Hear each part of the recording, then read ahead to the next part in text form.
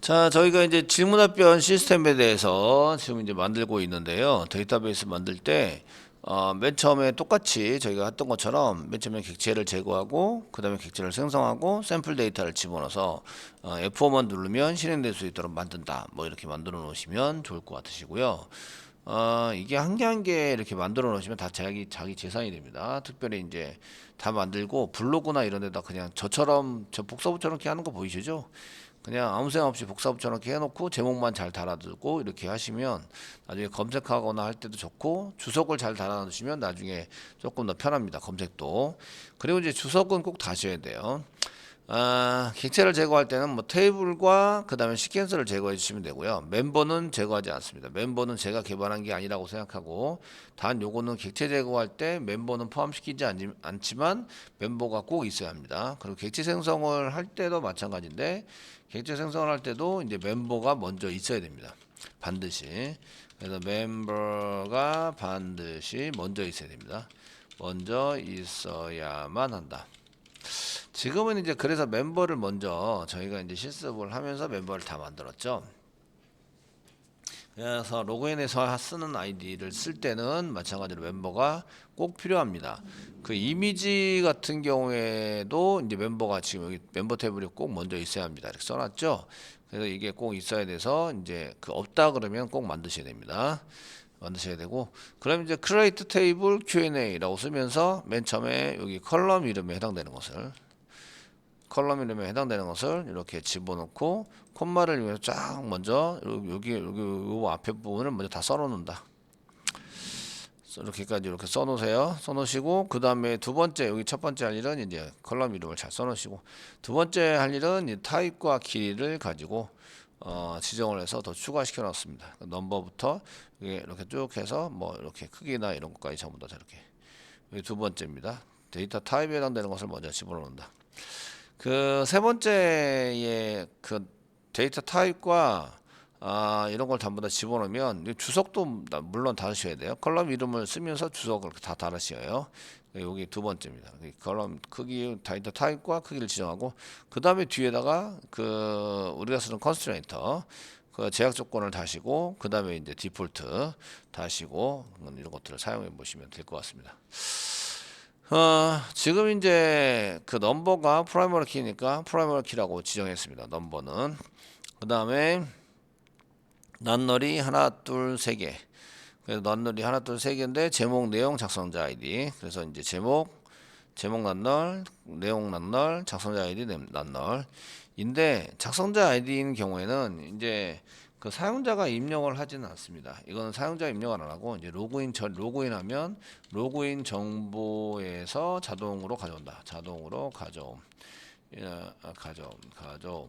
이렇게 이제 처리를 하시는 겁니다. 저희가 이제 그 로그인 로그아웃 뭐 이렇게 해서 나중에 사용하실 텐데, 그때 이제 로그인 해가지고 사용한 그 아이디를 직접 찾아가져 와서 이제 넣어주는 걸로. 그럼 사용자가 입력하는 거는 여기 타이틀, 컨텐트 입력하고, 이제 나머지 부분은 이제 자동 세팅하고 이렇게 해서 사용될 수 있도록 작성을 해주시면 됩니다. 이렇게 쓰시고요. 그 다음에 이제 그 다음 계속 가보시면 여기 이제 포린 키로 되어 있어요. 멤버의 아이디와 아이디가 있는 사람. 로그인을 했다는 얘기는 멤버의 아이디가 있다는 얘기죠. 그래서 있는 것을 가져와야 되니까 여기다가 레퍼런시스 잡습니다. 레퍼런시스 참조키를 만듭니다. 레퍼런시스 쓰시고, 멤버 테이블에 가로 열고 컬럼 아이디하고 아이디 안에 있는 데이터를 가져다가라고 했는데 실질적으로 가져오는 건 아니고요. 거기에 있는 데이터가 있어야 여기에 인서트가 된다, 이런 얘기예요. 그 거기에 있는 게 없으면 여기에 인서트가 안 된다. 데이터가 그 가져오는 것은 이제 로그인 정보에서 데이터를 가져오는 거죠. 여기서 가져오게 되고요. 그 정보가 멤버 테이블에 반드시 있어야만 한다, 이런 얘기입니다. 그 다음에 이제 컨스트레인트 제약 조건은 쭉 보시면 없고, 그 다음에 레퍼런스 넘버가 있죠. 레퍼런스 넘버는 포린키입니다. 포린키. 요 칸에 있는 게 포린키인데, 자기 자신에 대한 Q&A 글을 먼저 쓰면 글을 써요.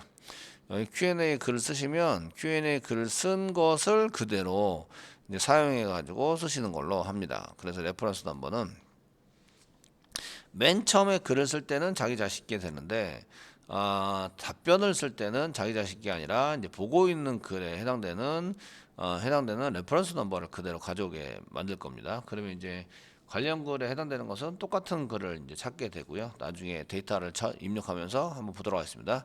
얘도 레퍼런시스 자기 자신이니까 Q&A입니다. Q&A.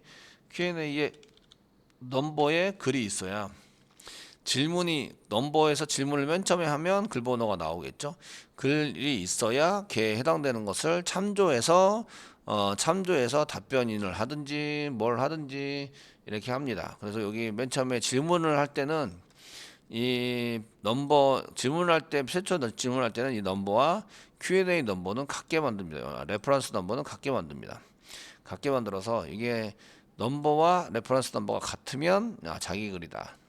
또는 이제 그 인서트를 안 하고 널을 쓸 수도 있는데 그 널 레퍼런스 넘버가 원래 참조키인데 참조키는 널도 가능합니다. 위에 있는 거를 쓰거나 또는 널이거나 이렇게 가능하기 때문에 널을 그냥 쓰는 경우도 있습니다. 자, 오더 넘버에 해당되는 것은 참조가 안 돼 있고요. 페런스 넘버 부분만 페런스 넘버 부분은 이제 부모 글을 입력하는 건데요. 그 페런스 넘버니까 부모 글이 뭐가 있지? 그러니까 내가 지금 글을 쓰고 있는데 어떤 글을 보고 있어요. 그 보고 있는 글이 부모 글이 됩니다. 그래서 요거는 글을 보고 있는 글, 내가 보고 있는 글 이렇게 있는 글이 부모 글이 되는데요. 그 보고 있는 글을 보면서 제가 답변을 다는 거죠. 그 글에 대한 답변을 달기 때문에 그걸 이제 부모 글이라고 얘기를 하고요. 그래서 부모 글은 반드시 존재하고 있어야 됩니다. 존재하고 있어야 된다라는 말을 그냥 한국말로 쓸 수는 없으니까 레퍼런스 쓰시고요. Q&A에 그 넘버가 있어야 한다. 뭐 이렇게 Q&A 넘버를 참조하고 있습니다. 이렇게 전부 다 써드렸죠. 자, 한 이 정도로 객체를 생성하시면 되겠고요. 그 다음에 이제 그 테이블을 드랍시켜서 테이블을 생성했죠. 그럼 이제 시퀀서를 드랍했으니까 시퀀서도 생성을 하셔야 되겠죠. 그래서 저희가 시퀀서를 생성을 해보겠습니다. create 시퀀스 이렇게 해서 시퀀스를 생성하자. 시퀀스 이름은 Q&A 언더바 SEQ. 저희는 SQ를 전부 다 뒤에다 붙이고 있죠. 언더바 SEQ.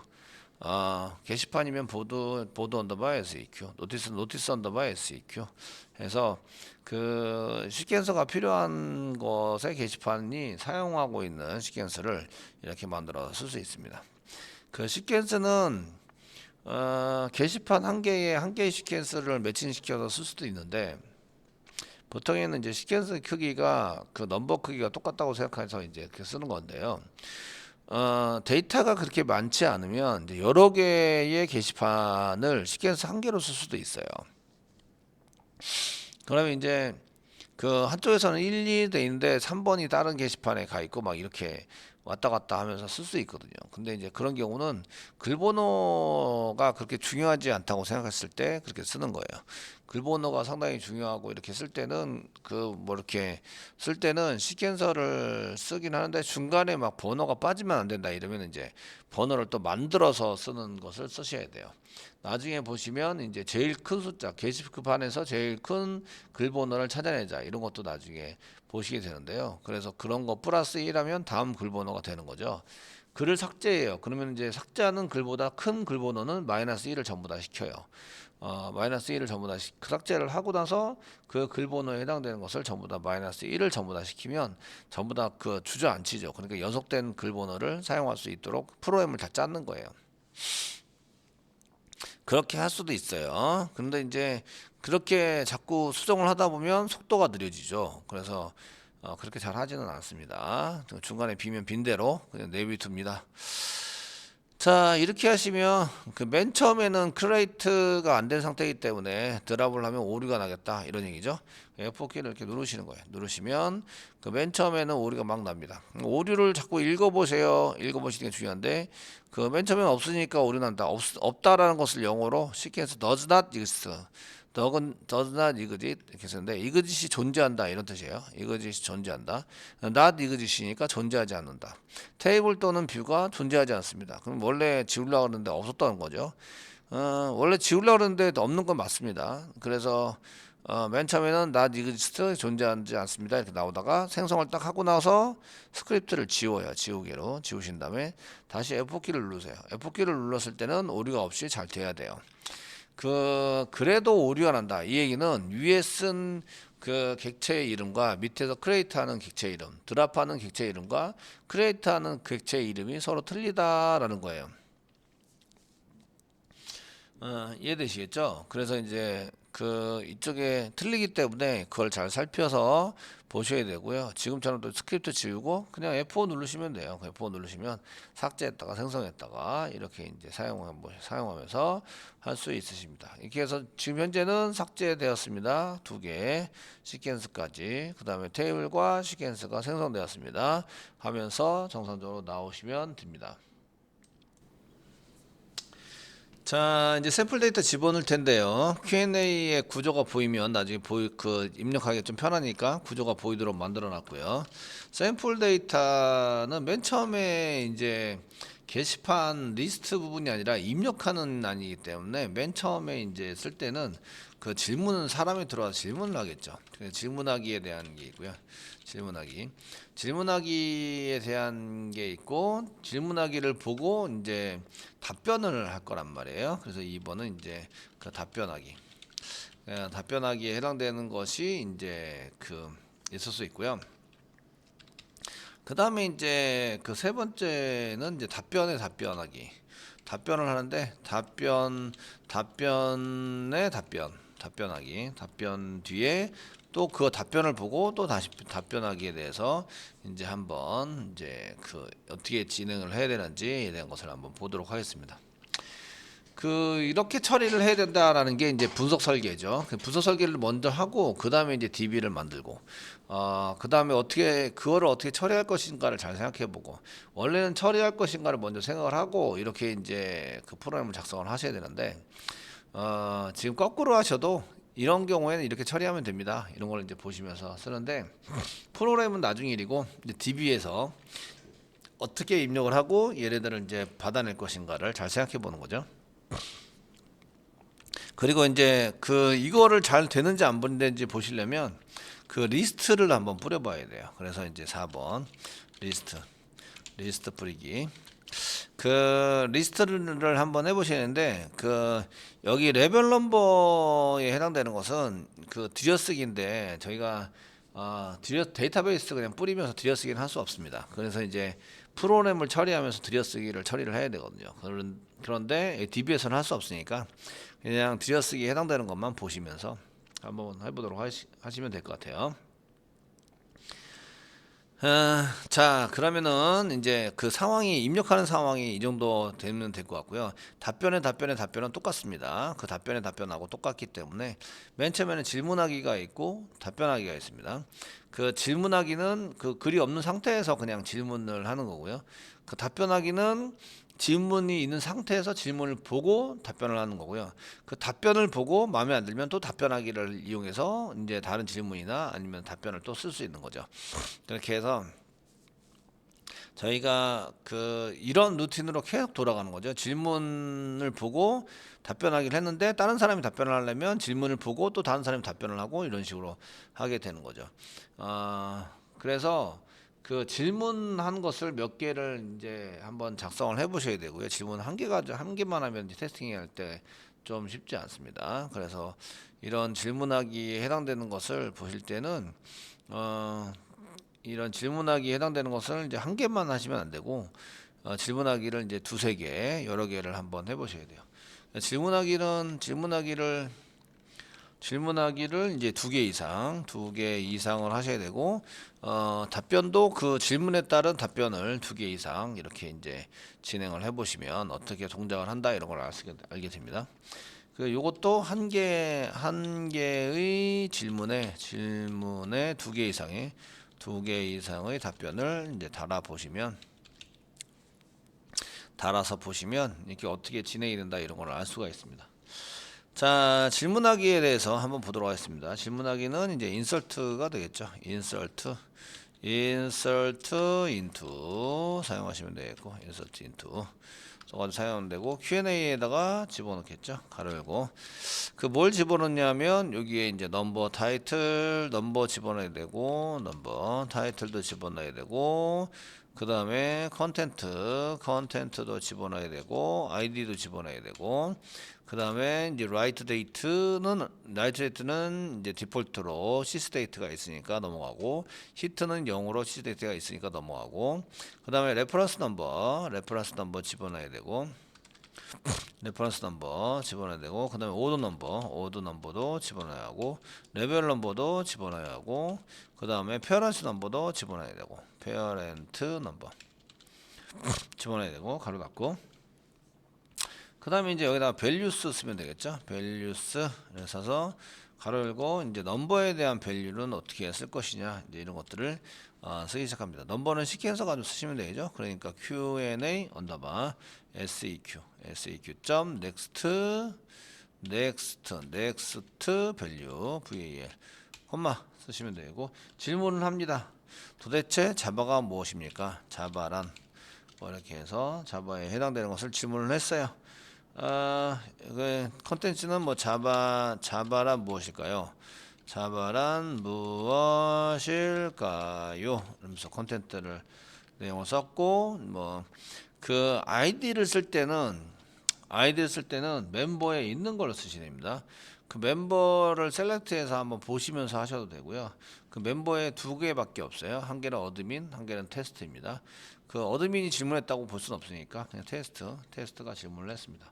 일반 계정에 사람이 질문을 했고요. 그 다음에 이제 레퍼런스 넘버를 쓰셔야 되는데, 레퍼런스 넘버는 내가 질문이기 때문에 질문하는 글번호와 같을 때는 그냥 Q&A 언더바 시퀀스 점 넥스트 밸류를 사용하시면 됩니다. 이렇게 쓰시면 되고요. 넥스트 밸류. 자, 코마 찍겠습니다. 코마 찍고요. 그 여기 레퍼런스 넘버부터는 밑으로 이렇게 할 건데, 여러분들은 한 줄로 그냥 쓰셔도 돼요. 저는 이제 잘 보이라고 넥스트 밸류 쓰겠고요. 그 다음에 오드 넘버는 얘가 1번이에요. 1번. 순서 이 질문에 대한 관련 벌 중에서는 얘가 1번에 해당이 됩니다. 1번에 해당이 되고요. 그 다음에 레벨 넘버는 질문할 때는 들여쓰기를 하나도 안 해야 되죠. 그 0번. 그 들여쓰기 하지 않습니다. 페어런스 넘버는 지금 글번호하고 동일하니까 그냥 붙여넣기. 그 원래는 널을 쓰셔도 상관은 없어요. 널. 그 페어런트 넘버는 널도 가능하죠. 여기 보시면 그 페어런트 넘버가 레퍼런스 하고 있지만 그 난널이라고 안 붙어 있기 때문에 널도 가능합니다. 그 참조키는 널이 가능해요. 널도 되고, 그 부모에 있는 글이 있어야 됩니다. 이런 뜻이니까. 근데 이제 부모글을 그냥 집어넣었어요. 그 부모글 얘는 삭제 때문에 그런 거라서, 현재 글을 삭제하면 이제 부모글이 삭제되면 현재 글도 삭제돼야 됩니다. 그 현재 글이 부모글이죠. 그러니까 삭제할 때 그냥 써주셔도 상관은 없어요. 그냥 널로 집어넣으셔도 상관은 없어요. 무슨 얘기인지 아시겠죠?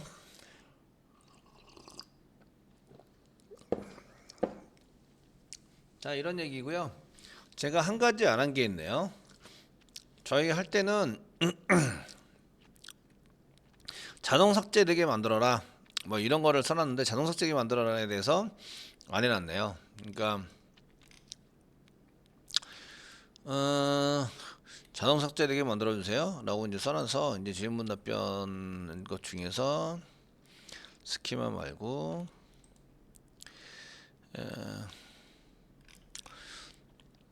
그 자동 삭제하는 것에 대해서 여기 이렇게 쓰시면 됩니다 라고 했는데, 요거를 이제 적용을 안 시킨 거죠. 적용을 한번 시켜보도록 하겠습니다. 그 적용을 시켜보시면요, 그 넘버의 페어런스 넘버에 해당되는 것은 이렇게 레퍼런스 넘버로 되어 있는데, 여기다가 그 레퍼런시스 하면서 이제 그 얘가 삭제되면 어떻게 하지? 부모글이 삭제되면 어떻게 하지? 부모에 대한 것이 삭제되면 나도 같이 삭제해줘. 온 캐스케이드 온 쓰시면 온 캐스케이드 온 델리트 위에 있다면 캐스케이드 같이 이제 삭제해 주세요. 묻지도 말고 따지지 말고 나도 같이 삭제해 주세요 라고 쓰시는 게 이제 온 델리트 캐스케이드 옵션입니다. 이게 붙여 놓으시면 그 부모 글이 삭제되면 자식 글도 다 삭제가 돼요. 그러니까 질문이 없어지면 답변도 다 없어지는 거죠. 한 개로 파생된 글들은 다 지워지는 거예요. 이렇게 이제 하기 위해서 이렇게 온델리트 캐스케이드라고 한 개 붙여두세요. 이건 나중에 F4를 이용해서 이제 써보도록 하겠습니다. 그래서 지금 이제 여기 다른 거 붙은 거는 주석 처리가 필요 없을 것 같고요. 왜냐하면 다 설명이 됐죠. 설명이 된 거라서 저 처리가 필요 없는데, 여기 이제 그 레퍼런시스라고 이렇게 선언해서 참조 키를 만들면요, 이렇게 참조 키를 만들면 이제 부모 데이터가 삭제되는 경우가 있겠죠. 삭제되면 어떻게 처리할지 정할 수 있어요. 그러니까 어떻게라는 것은 나는 내 글 삭제되면 내 글을 어떻게 처리할 것인가 정할 수 있습니다. 정할 수 있다. 그게 이제 레퍼런시스 뒤에다가 바로 쓰시면 되는데요. 그때 이제 쓰는 게 그 on delete cascade라고 쓰시면 나도 지워주세요 이런 뜻이에요. cascade라고 쓰시면 이렇게 쓰시면 이제 함께 내 글도 함께 지운다, 함께 지운다, 지워진다 이렇게 써준 게 이제 on delete cascade이고요. 그 다음에 on delete set null이 있어요. 이 캐스케이드 말고 또 뭐가 있지? 이제 보시면 그건 델리트, 또 이제 그 컨트롤 스페이스바 누르면 셋이라고 있어요. 셋인데 null. set null은 그 요 항목에 대해서 페어런스 넘버를 원래 글 번호가 있어야 되는데, 레퍼런스 넘버에서 글 번호가 있어야 되는데 그게 부모글이 지워졌으니까 없어진 거죠. 그래서 그런 경우에 null로 세팅을 해달라라고 할 수 있어요. 그래서 두 가지를 이제 지원을 해서 오라클에서 사용하게 되는데요. 그래서 이렇게 on delete set null이라는 게 있습니다. 이거는 내 글은 지우지 말고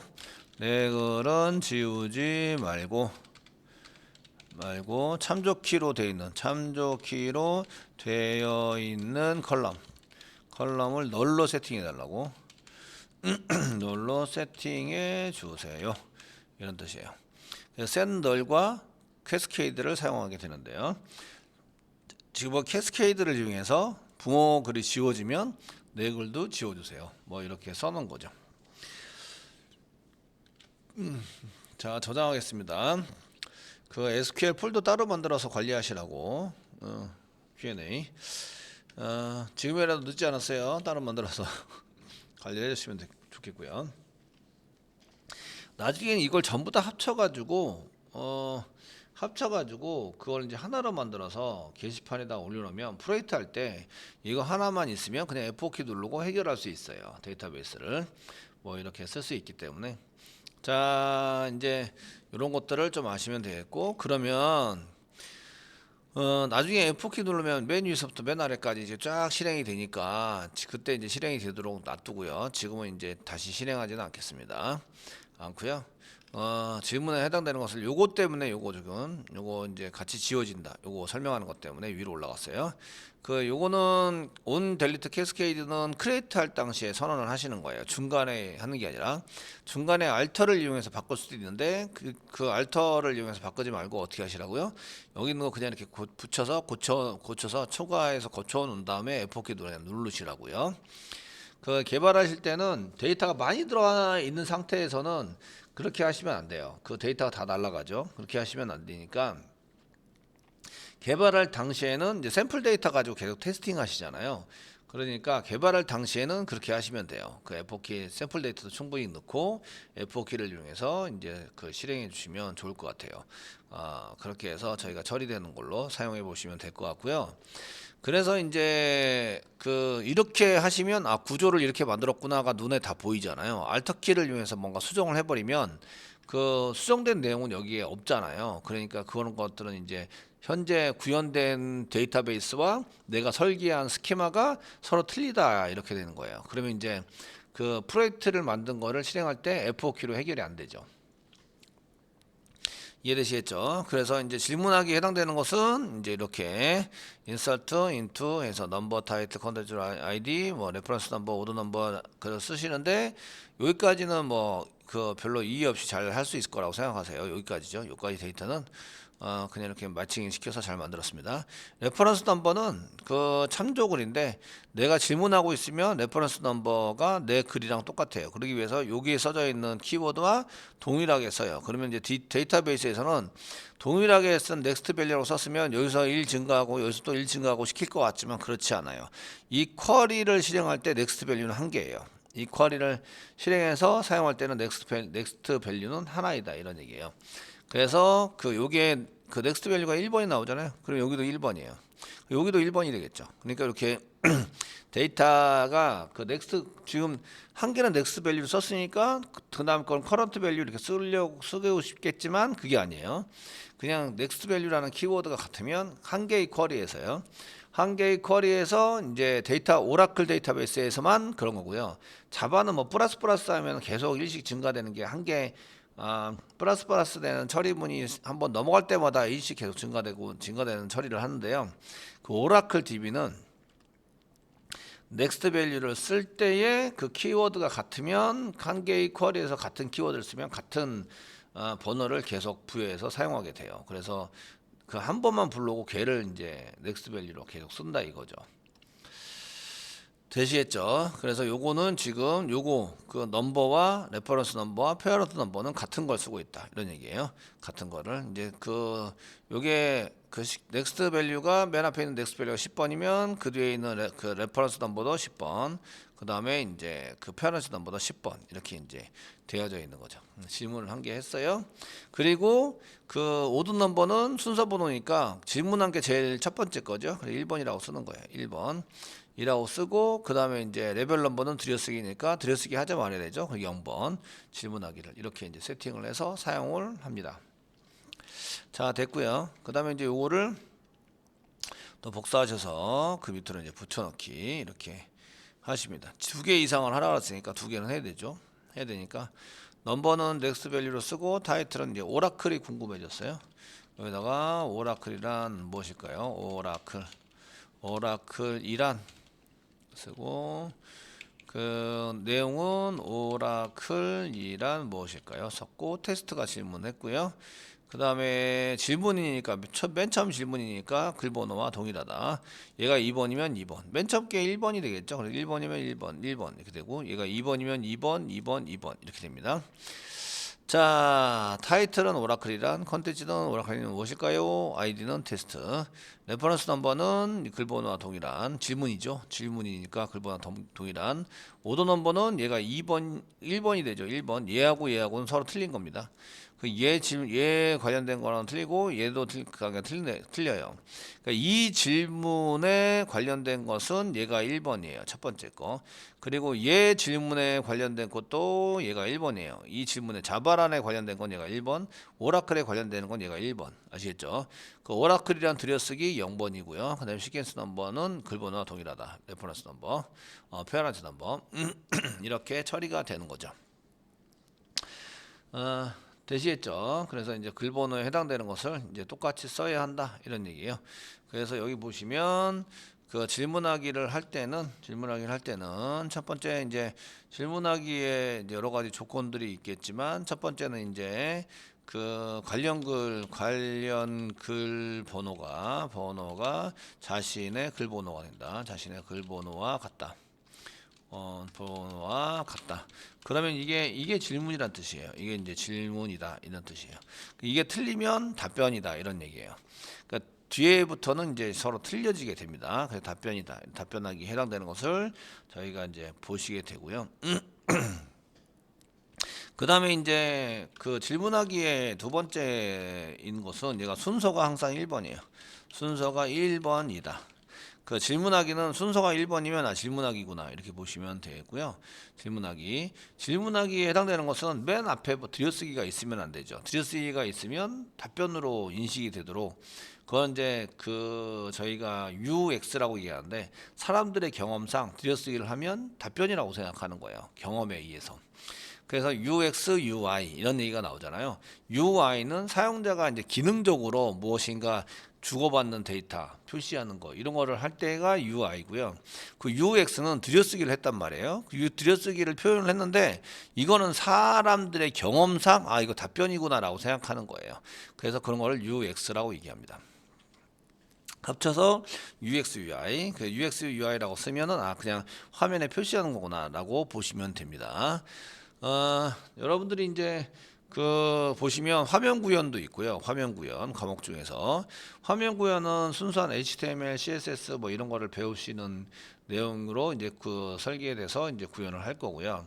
그 다음에 그 자바스크립트 이런 화면 구현에 해당하는 것이고 그 다음에 이제 그 UX, UI에 해당되는 것은 이제 모바일 기준에 하시면서 모바일 플러스 뭐 모바일 플러스 부트스트랩 그다음에 그 반응형 웹 이런 뭐 이런 것들을 구현해서 사용을 할 거예요. 쓸 거라서 여러분들이 이제 거기에 맞춰서 이제 보시면 하신다고 보시면 됩니다. 자, 질문하기에 해당되는 것을 전부 다 만들어 보겠습니다.